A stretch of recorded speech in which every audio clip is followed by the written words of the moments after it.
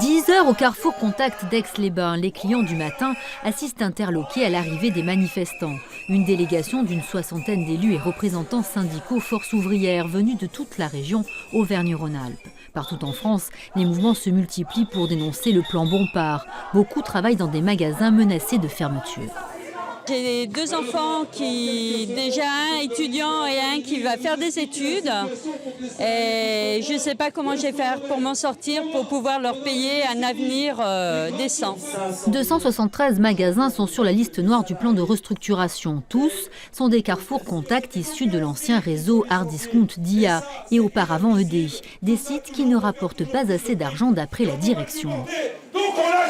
C'est des magasins qui fonctionnaient très bien à l'époque de ED, il y a une dizaine d'années.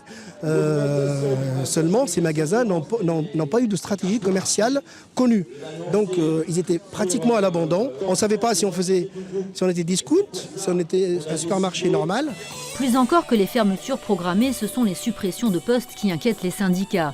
S'il est question de départ volontaire dans les sièges, pour les petits magasins de proximité, il s'agit bien d'un plan social, mais sans concertation pour l'instant. S'il y a un plan social, il doit y avoir des discussions, il doit y avoir des moyens qui sont mis et des moyens qui sont adaptés au niveau de l'entreprise. Aujourd'hui, une entreprise qui réalise 1 milliard de bénéfices doit être en capacité à donner à des salariés qui sont amenés à quitter l'entreprise des garanties financières.